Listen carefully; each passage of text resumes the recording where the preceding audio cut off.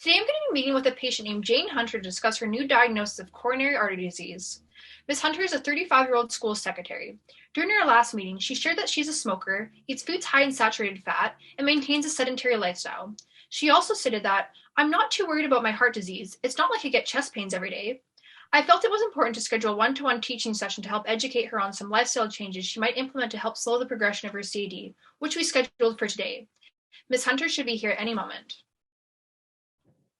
Hello, Ms. Hunter. Thank you so much for agreeing to meet with me. No, thank you. This is very helpful for me. I feel like I'm getting so much confusing information right now, so it's good to clarify things. Yes, of course. Before I jump in with my information, would you mind giving me an overview of what you currently understand about your diagnosis? Sure. Okay. So I usually just call it CAD, but I think that stands for coronary artery disease. The doctor told me that I have gunk lining the vessels in my heart, and this makes it hard for my heart to get oxygen.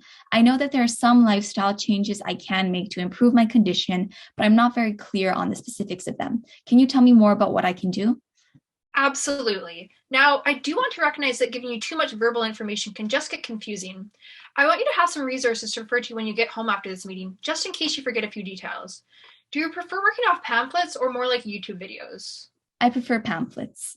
Sounds good. So I'm going to give you a few of these, one of which is more general and the others which focus on individual strategies you can use to help your heart. Sounds good. So the first thing we're going to be talking about is nutrition. That gunk that you mentioned in your heart is largely impacted by what you eat. Now, these are big buzzwords I want you to remember: cholesterol, saturated fats, and trans fats.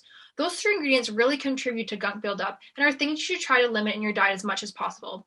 Your pamphlet gives you several examples of ingredients high in these bad fats, but the thing I want you to emphasize are fried foods that you might buy at a restaurant, as well as oils which you would typically fry with at home, like coconut and palm oil. The pamphlet I gave you called How to Eat Better gives you a lot of other examples of ingredients to limit, so I won't go over them all right now. Thank you. So I should be limiting the ingredients they mention on this paper as much as possible. Exactly. Now, can we move on to the next change we should be looking at, unless there's anything you want me to clarify? Nope, I think this is all pretty clear. We can move on. Okay, the next thing I want to try to work on with you is in your lifestyle is physical activity. Your doctor has looked at your heart function and says you're good to start up an exercise routine.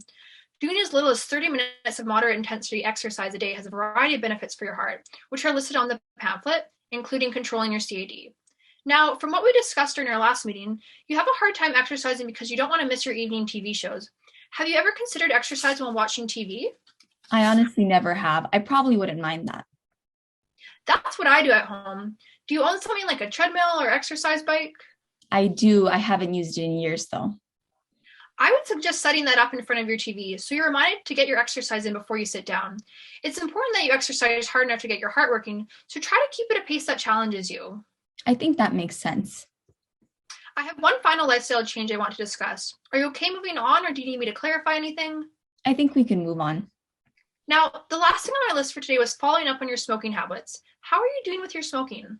Well, since my last discussion with you, I have tried to quit. I only smoke one cigarette a day, but I'm having a really hard time stepping down from that.